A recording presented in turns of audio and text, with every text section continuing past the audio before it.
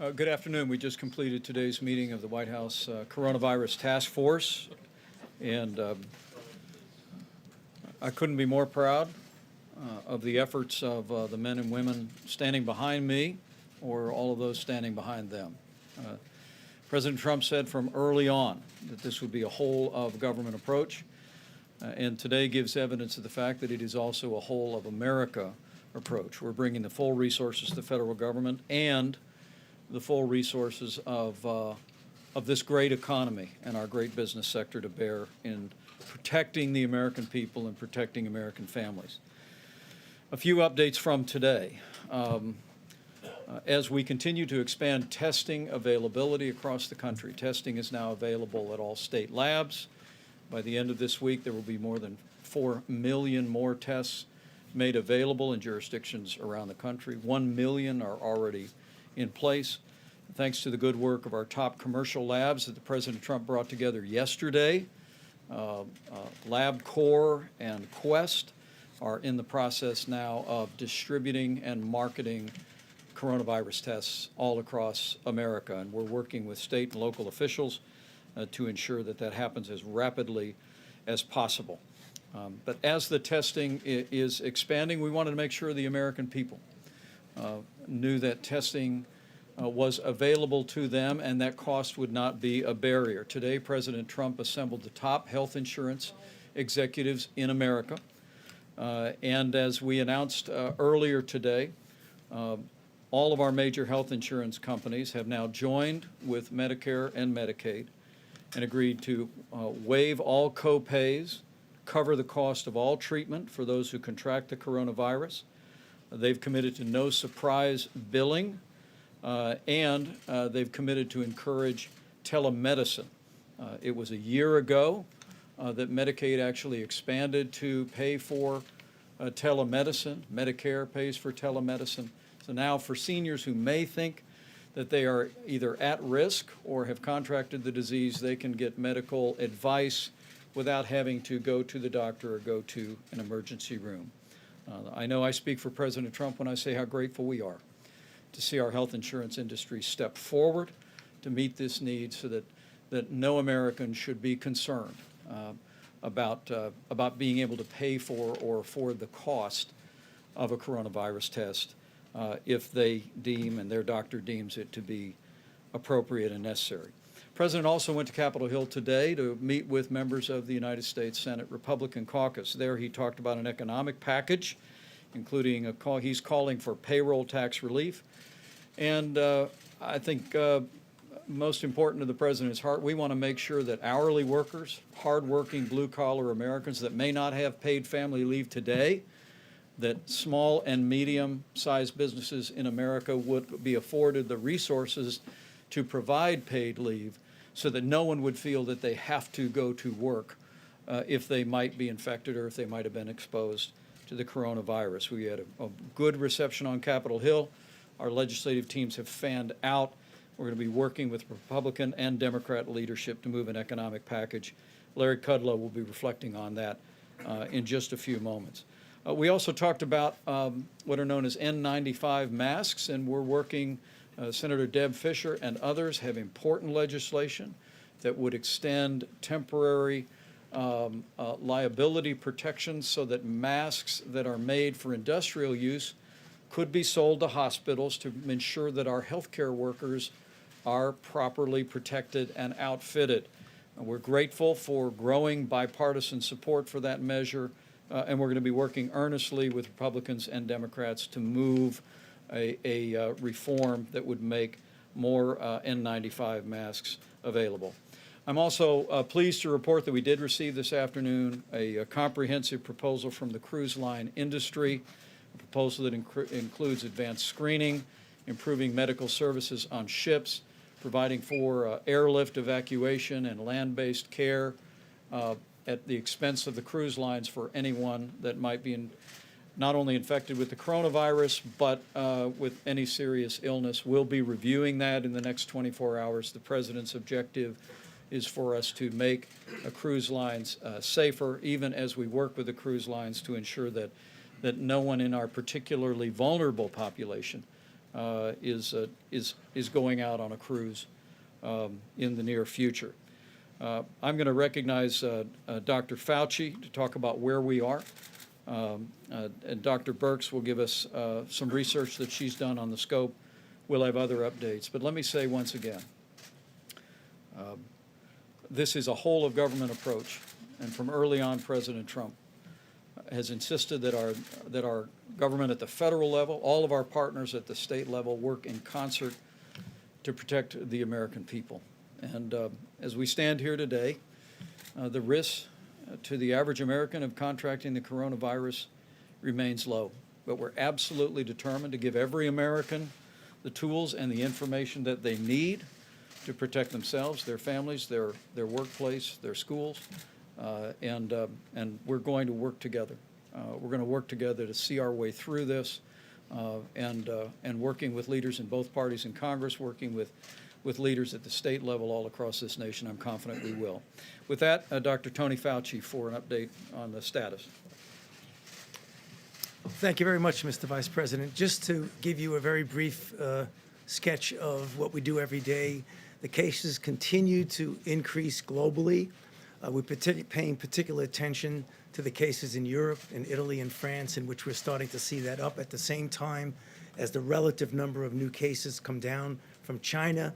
What we're seeing in Europe is that Europe is in that upslope. So that's something that is expected. That's the way these kinds of outbreaks go. This is not a surprise to anybody if you look at the history of infectious diseases outbreaks. In the United States, we continue to have new cases. As of this morning, there were 712, I believe, with 27 deaths. Guaranteed by the time of this evening, that's going to be up, and there'll be several more. And tomorrow, there'll be several more. So we realize that this is something, obviously, that we've been saying all along, that we're taking very seriously. Now the question is, what are we going to do about that? And there are a number of things that one can do in order to blunt it. If you look at the curves of outbreaks, you know, they go big peaks and they come down.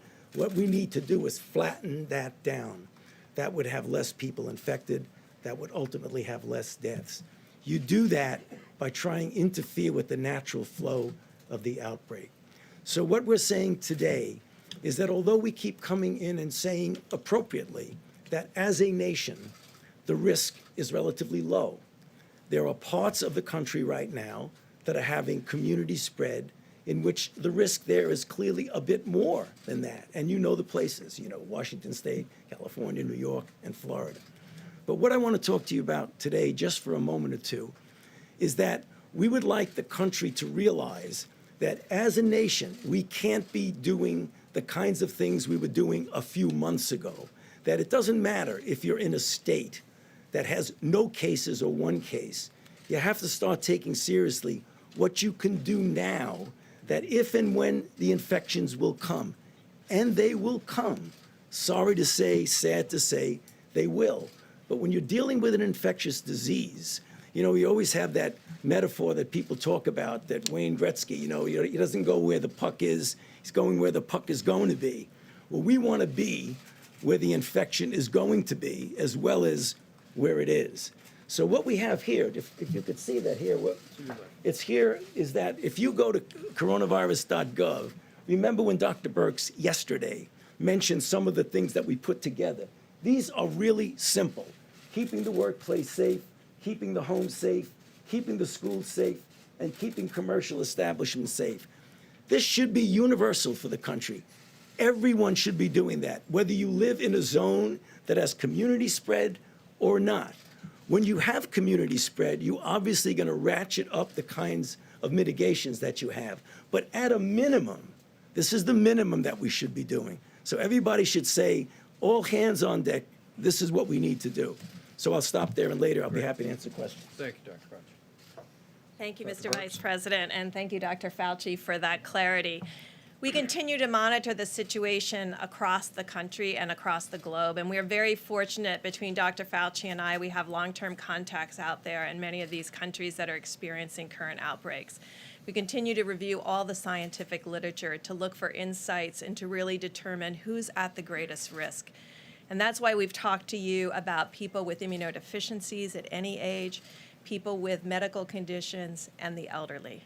and how important it is for all of us to take these precautions in the household to protect others. Because we have circulating flu and other respiratory diseases at this time. We all have to act like all of those diseases, any respiratory disease, can be transmitted to others. And as we said yesterday, we're hoping that decreases all the respiratory disease we're experiencing. Finally, we got new reports out of China who had 9 pregnant women during an acute COVID infection, and all 9 were infected. And they delivered while they were infected, and all 9 babies were healthy, and the mothers were healthy. So we continue to look for data like that to be reassuring to the American public, at the same time ensuring that every single person is participating in this response to this virus and taking those precautions that we should be taking every day. If we start doing this today, we will be ready next year for any of our respiratory diseases, because I think we'll be able to show that these simple household, simple work, simple school, simple business approaches across the country can change all of our respiratory diseases. So we thank you for getting the message out. We thank you for the participating and ensuring in your households and in households around America that we're protecting all of those who need our support right now. Excellent. Thank you, Dr. Birx and Dr. Fauci. And this information is available at coronavirus.gov. And as we said, we can't say often enough, the risk of contracting the coronavirus to the average American remains low. But for senior citizens with serious underlying chronic health conditions, the potential for serious consequences is very real. And make no mistake about it, by practicing these habits in your home, in your school, in your business, you're not only protecting your health, but you're also protecting those that are most vulnerable. With that, for an update on the progress that President Trump made today with our health insurance companies, I'd like to recognize Seema Verma. As the Vice President said, we had a terrific meeting with the insurance companies, a real example of a public-private partnership where they agreed to waive copays for testing, not do any surprise billing, and also cover the costs of the COVID virus-associated costs. The other things that they did is they asked the President for more flexibility in Medicare Advantage plans. And the President agreed to do that, and so today we issued guidance to our Medicare Advantage plans that not only can they waive the costs for the test, but they can also go further to removing prior authorization requirements. They can waive prescription refill limits. They can allow for mail delivery of prescription drugs and expand more access to telehealth services if they weren't offering that in their plan. Also at CMS, we continue to work with healthcare providers around infection control practices. We met with home health agencies and also hospitals, and today we issued guidance to dialysis facilities as well as home health agencies around infection control. There's been a great deal of attention about the Grand Princess, and HHS, working with the Coast Guard, with the Department of Defense, is currently working through disembarking American passengers returning foreign nationals to their country, and I wanted to ask Secretary Azar to speak and update us on the progress. Thank you. So with regard to the Grand Princess, I wanted to first express our appreciation to Governor Newsom, to the Mayor of Oakland, the people of Oakland, the longshoremen, the stevedores who've helped with bringing it in and clearing the dock area so that we can do all of our operations there. We've got Admiral Abel here with us today, who's been leading the Coast Guard efforts, and then Deputy Secretary Began from State has done incredible work with our foreign partners to help with the repatriation of their nationals who are on board the ship.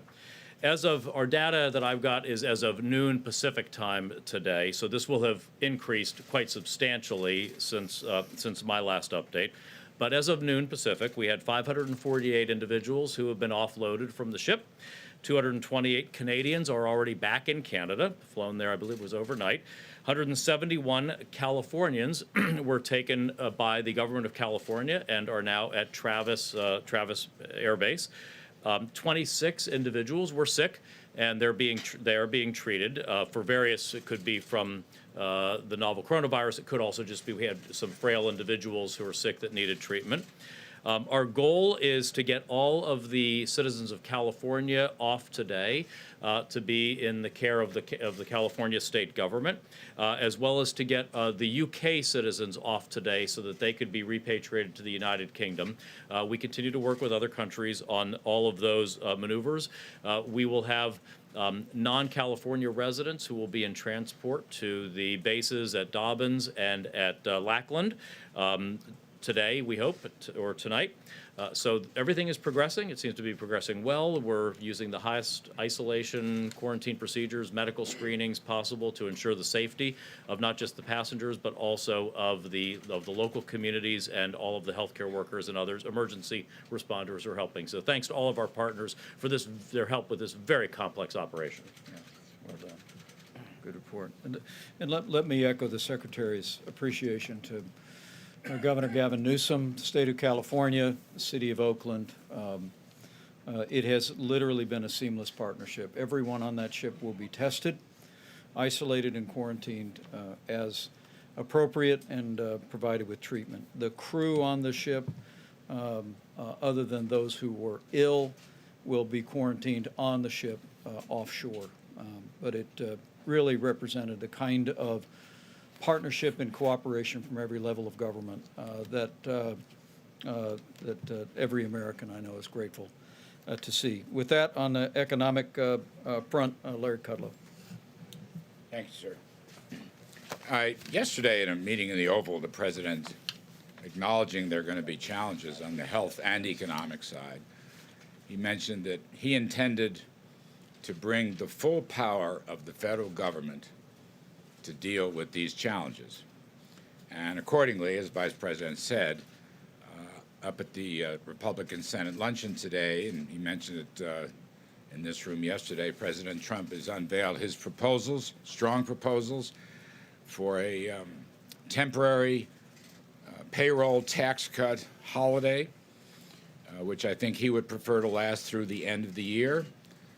Also administratively, as Treasury Secretary Mnuchin and others have suggested, we are trying to, we will use assistance to unpaid sick leave people, very important point.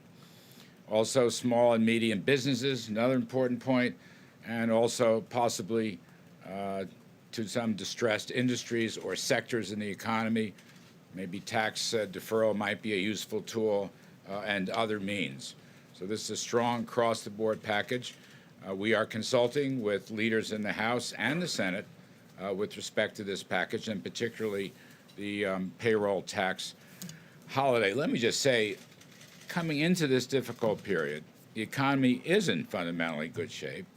We saw a blockbuster jobs report last Friday. Today, for example, the Small Business Confidence Index, the N95 Business Confidence Index, registered a very strong number, keeping its near record high. The unemployment remains low at 3.5%. Other indicators look pretty good. We had a lot of momentum in the first quarter. Good thing. I recognize the challenges, and that is why we are proposing these fiscal measures to combine with monetary measures that have already taken. And again, I repeat the President's words. It just struck me as his determination. He intends to bring the full power of the federal government to deal with these health and economic challenges. Thank you, Larry. Well said. And a word from Surgeon General Jerome Adams. General. Good evening, everyone. As Surgeon General, whether it's opioids or cigarettes or the coronavirus, my job is to help the American people understand how to live a healthy life. And I'm asking all of you, I'm imploring all of you to help share my prescription for America to overcome this coronavirus situation that we're in. There are three parts to it. Number one, know your risk. As you've heard many times, but it's still important to impress upon America, if you are immunocompromised, if you have chronic medical conditions, if you are over the age of 60, you are at higher risk. If you are a child or a young adult, you are less likely to be impacted by the coronavirus. Number two, the second part of the prescription, know your circumstances. Are you in an environment where you can telework? Are you planning on going to large gatherings like church? Do you live in a community that is being particularly impacted by the coronavirus? And you can find out this information from your state or local health department. Does your state have a hotline that you can call into to help you assess symptoms? Again, knowing your circumstances. And number 3, and this is the most important part, know what you can do to stay safe. And we have really leaned into coronavirus.gov. Please send people to that website. We've put the tools on there for individual groups, specific audiences, so that people can understand how to stay safe. If we follow this prescription, we will overcome the coronavirus. As Dr. Fauci said, we will see more cases. Unfortunately, we are likely to see more deaths. We have not hit the peak of this epidemic quite yet, but if we follow this prescription, then we will decrease the number of people who are impacted, we will decrease the number of people who will die, and we will more quickly get to the end of this situation. Thank you. Great job. Questions? Please. Mr. Vice President, that poster right there, it says to avoid crowding, consider rearranging large activities. So will the Pence-Trump campaign suspend campaign rallies and other activities? I think that'll be a decision that's made literally on a day-to-day basis. I thought Dr. Fauci spoke to that yesterday very well, that we're going to, I'm very confident that the campaign will take the very best information and make the very best decision going forward. But these proposals are things that every American can do all across the country that will reduce the risk of either contracting or being exposed to the coronavirus. Yes, please. Vice President, on the economic package, the word unveiled was just used, but so far the public has not seen it. Mhm. How big is this package? How big is the payroll tax cut going to be? When is the general public going to see what you all have put together? Right. Larry? We are working out details right now, so I don't want to quote any numbers ahead of time. You know, you make a proposal, we're checking with the leaders of both parties in both houses and see what is doable and where the, tough nuts are going to be. So I don't want to get into any detail. I think the outline of the thing is very important. The payroll tax holiday is probably the most important, powerful piece of this. But on the other hand, I want to draw attention. We can use administration and executive authority, again, to help unpaid sick leave people, which is very important. We can use it for the medium and smaller businesses, which is very important. Other distressed sectors, we have some leverage on tax deferral. We know, I mean, look, I will say again, as I have for quite some time, the economy is strong. We also know there are going to be problems ahead. We know there are going to be challenges ahead. Don't deny it. We'll see. I want to take that a day at a time and a fact at a time, a statistical release at a time. But anyway, this will be the broad package, and at some point in the near future, we will outline a more detailed package for you. Great. Good. John? Actually, maybe while Larry's still up there, unless you want to answer it, Mr. Vice President. go right ahead. The President proposed to the GOP policy lunch today to remove the entire payroll tax from both employers and employees. That would be a 12.4% reduction. Back in 2010, we had a 2% reduction. Can you basically eliminate for however number of months the payroll tax without blowing a huge hole in the budget? And furthermore, the President told the lunch he'd like to make that cut permanent. How do you do that? You know, the payroll tax holiday is a bold move. It's a very bold move. And this has always been a bold president. And we've been cutting taxes and rolling back regulations and changing trade deals and opening up the energy sector and doing things that nobody thought we could do before, John. We've had pretty good economic results for it. We're in a challenge period now. I get that. So with respect to your question on the specifics, I think there'll be a big growth payoff. I think it'll help deal with whatever challenges occur in the next few months.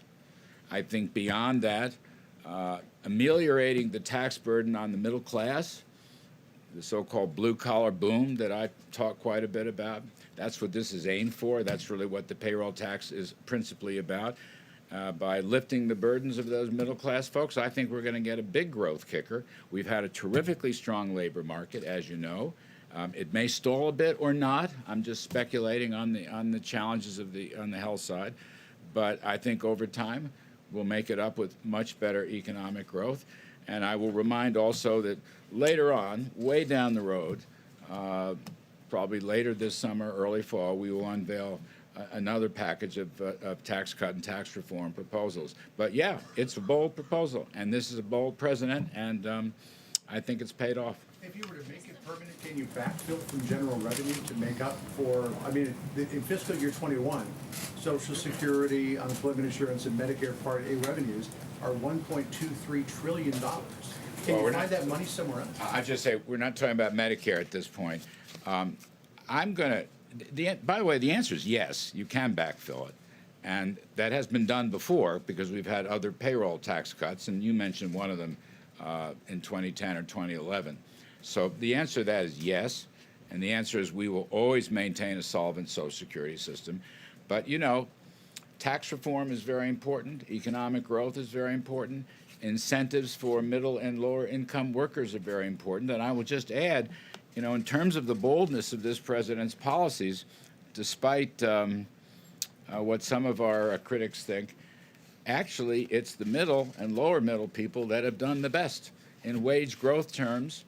And I think this is absolutely consistent. This lifts tax burdens on the middle class. I think it's absolutely consistent with his earlier policies. And let me also say, John, if I can, that the other piece of this is what the doctors have said to us, what the experts have said is, if you're sick, if you have reason to suspect that you may have coronavirus, we want you to stay home. And the president's absolutely adamant, working with the Congress or using his executive authority to ensure that hourly workers, people working for small or medium-sized businesses that don't currently have paid family leave, will be going to stay home and be confident that they're not losing a paycheck. I think every American can identify with that concern, and we're going to work forward, whether we do it legislatively or the president has some resources in his executive authority to act. We're going to work to make sure that hourly workers don't feel like you have to go to work sick because you're risking a paycheck. Get home, stay home, take those couple of weeks to get better. Amen. Thank you, Mr. Vice President. I want to drill down on something that Larry just said, though, because in 2018, according to the Center for Budget and Policy Priorities, federal payroll taxes generated $1.17 trillion, which is an enormous figure. And Larry, you're suggesting that you can make that up from general revenue. Where are you going to get $1 trillion from? You know, let us put the proposal out in concrete details and flesh that out, and we'll have much better answers. Right now, I want to stay in my lane, and I think the health story, the coronavirus story, is very, very important here. We will do the best we can, Eamon, to give you specific plans and details once we flesh them out. Yes, please. About the increased testing capacity, we're still seeing reports of severe rationing in many cases because of the limited supply. It appears to be close to impossible for average Americans to get tested without being hospitalized first. So when can the American people expect to see these test kits available at doctors' offices, at urgent care, at minute clinics, that sort of thing? Specifically when? Well, I'm going to have the Secretary step forward and address that. But let me say we've made great progress over the last week. 1 million tests are in the field. Every state lab in America can do coronavirus tests. If you're concerned that you have coronavirus, your doctor can contact the state lab, can have a test processed. By the end of this week, another 4 million tests will be distributed. But to your very important question, we're working day by day with the largest commercial labs in America. We had some good discussions today with outside experts as well, who said that when the president brought the commercial labs in, he did exactly the right thing, because it's those big companies that have logistics infrastructure all over the country, have labs all over the country, that can distribute the tests, process the tests, whether it's Quest or whether it's LabCorp. And we believe that in the days and weeks ahead, we're going to continue to see the availability of tests dramatically rise. and we're driving toward that every day. Mr. Secretary, did you want to add Sure, to that? maybe Dr. Redfield can add in Oh. also. So by the end of this weekend, we had 1.1 million tests that were actually shipped. We have another 1 million that are either in transit or waiting for orders. So we actually have a surplus capacity already of tests that have been produced. And as the Vice President said, by the end of this week, be another 4 million tests. So the tests are out there. The tests are in every public health lab in the country. They're in hospitals. They're in labs. But I think there's a false premise in your question, which is the notion that just because I, as a person, say, oh, I'd like to be tested for the novel coronavirus, I should be going to a Minute Clinic or some other facility and just walking in saying, give me my test, please. That's not how diagnostic testing works in the United States or, frankly, almost anywhere in the world. Trump said on Friday, he said anyone who wants It's to get always, tested can get tested. if their doctor, we've always been clear, if their doctor or public health physician believes they should be tested, it needs to always be clinically indicated to receive a test. So it's a false premise. Go to your doctor if you, first, actually don't go to your doctor. Call your doctor's office if you believe you may have the novel coronavirus. Call the clinic, call the hospital, call the doctor's office so that you don't just walk right in, follow their infection control procedures for doing that, and then they will decide, working with you, whether a test is appropriate to be done. But there are millions of tests out there now, and it's going to, as the Vice President said, with Quest and LabCorp getting it at the doctor's office, swabbing their distribution and transport system, it's going to be an even better, closer to the patient experience, as I talked to you on Saturday when we met together. That's very good. And Answer, I'm going to ask Dr. Birx to speak to this too, because she's just done a tremendous job bringing our commercial labs to bear on this. But to your other point, the President directed us to essentially change the criteria that CDC was giving labs around the country. We heard from governors around the country that people that were only mildly symptomatic were being told that they couldn't be tested. We changed that. We changed that description. And so, as the President said, anyone who, on a doctor's order, wants to be tested can, at a doctor's indication, be tested now. We're working to fill that need, and we're making great progress every single day. But I wanted Dr. Birx to speak to it as well. Yeah, I just wanted to talk to you briefly about what happened in decreasing barriers. I've been a lab person, I've been a vaccine developer, I've been a doctor, I've been all those things, but I've never in my lifetime of government service have worked with the CDC in a way that every time the state or local government calls and says, I have this barrier, I need a modification to the regulations. That has happened almost daily. And the reason we have commercial labs willing to step in immediately is because the FDA has created that ability and posted on their website, I don't know if you've been there, this unbelievable waiver system and the clear definitions where every single hospital, every single university can utilize this testing algorithm. And that's highly unusual, but it's also what's bringing the super large high throughput companies to the table. And I just this has been unique for me to be able to see this unbelievable dialogue between what states need, what local governments need, and federal government being responsive with changing those regulations. And that has been really wonderful to watch. Thank you, Dr. Birx. Can I get you right here? Yes, I wanted to ask, I guess the administration has really touted the success of the travel ban on China and Iran. Why has it not extended those bans to South Korea or Japan or Italy? And is it still under consideration, or has the administration really shifted to mitigation from containment? Well, I'm going to let Dr. Birx speak to that in a moment. But there is no question, as Dr. Fauci said just a few days ago, we would be in a very different place if President Trump had not suspended all travel from China. And we would also, I suspect, be in a very different place if we hadn't issued travel advisories for portions of Italy, portions of South Korea, and initiated screening of all passengers on all direct flights into the United States from both of those countries. I will tell you, we had a very We had a very thorough discussion today of the prospect of recommending to the President additional travel advisories. What we're doing, particularly as Dr. Fauci said, is we're following the facts, and we're going to bring those recommendations forward in the time and manner that we, as the White House Coronavirus Task Force, determine are appropriate. But let me tell you, it is literally a day-to-day consideration, and we're going to continue to put the health and safety of America first. Dr. Birx, did you want to amplify that? Or I think that was perfectly said. Dr. Fauci, did you want to say? Thank you.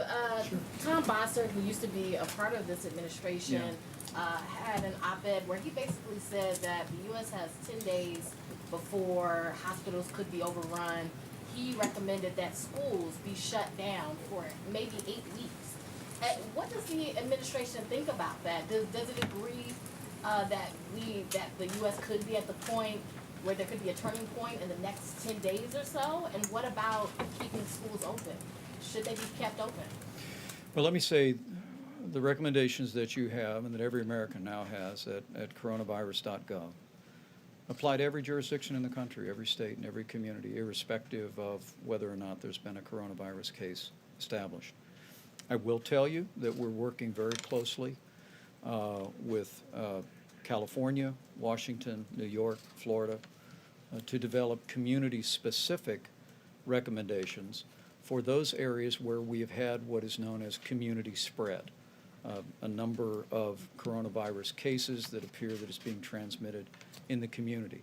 In the next 24 hours, working with those states, we'll be publishing CDC's recommendations for what ought to be done. But I want to turn it over to Dr. Fauci to tell you that we really think the most important thing here is that we continue to bring the facts forward to the American people, and that our proposals and our recommendations, while all of these apply to everybody in the United States, and it'll help reduce the infection rate of the coronavirus, that for those communities that are being impacted, we're going to develop specific recommendations that'll make the most sense for them. Dr. Fauci? Thank you. And Dr. Fauci, can you say can you wait until there's community spread to make some of these decisions? Well, it depends on the degree of community spread. I mean, community spread could be just a small amount, or you could start to see multiple generations. But getting to your individual question, that everything is on the table for consideration. So the idea that we're not closing all, I think for the country right now to say we're going to close all the schools in the country, I don't think would be appropriate. Would school closures be appropriate depending upon not whether you have already the horses out of the barn, but when you start to see we're getting a little bit danger here, so let's do it. So it's incorrect to say now everything has happened bad, let's close the school, and it's incorrect to say let's just blanket close the schools in the entire country tonight. I don't think that would be appropriate, but I do think it would be appropriate to carefully try and do things like closing, but there's other things besides closing, to do real mitigation sometime before you think you really need it. That gets back to what I said a few moments ago about where the puck is going to be. But you want to make sure you're not so far ahead that you overshoot. Great. All right, thanks, guys. Just real quick, should the president stop shaking hands with people? He just did it at the Medal of Freedom ceremony a few moments ago. On this sign up here, it says you should stop handshaking if you're at your workplace, in your school, or in commercial establishments. Should the president set that example? I notice you've been opting for the elbow bump. I've been shaking hands too. What do you make of that? Is that necessary, do you think, at this point? Well, look, as the president has said, in our line of work, you shake hands when someone wants to shake your hand, and I expect the president will continue to do that. I'll continue to do it. What this is a broad recommendation for Americans, but a really good recommendation is to wash your hands often. And all the experts tell me that while people want to get the various sanitizing lotions, washing your hands with hot soap and water for 20 seconds is just as good as any lotion you can buy. So, how about right there? How about one or two more?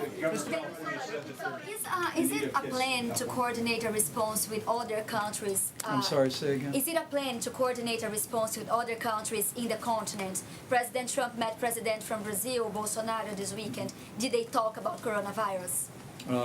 I know that they spoke about a broad range of issues, and I'm confident the coronavirus was discussed. What I can tell you is that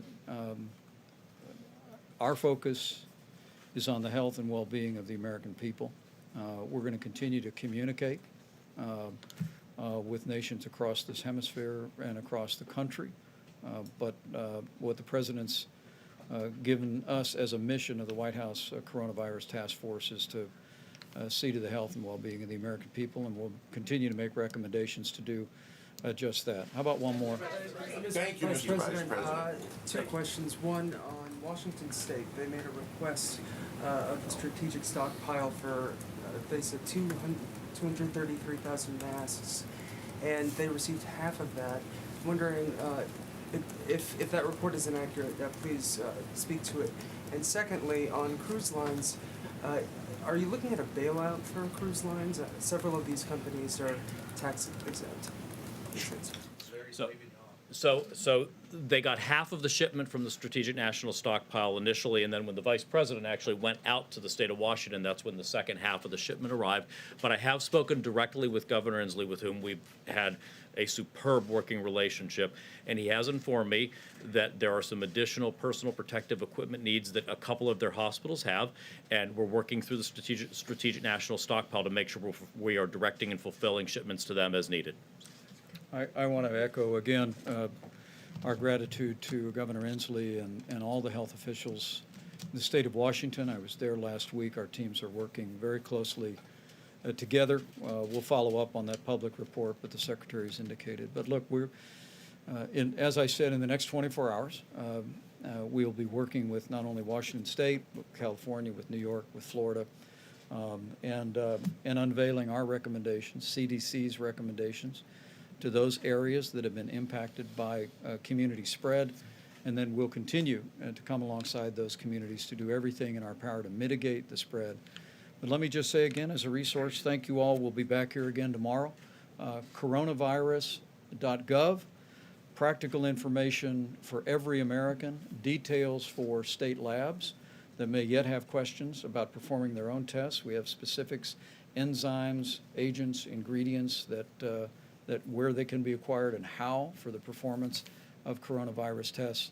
But for every American, I just want to say again, remember the risk to the average American of contracting the coronavirus remains low.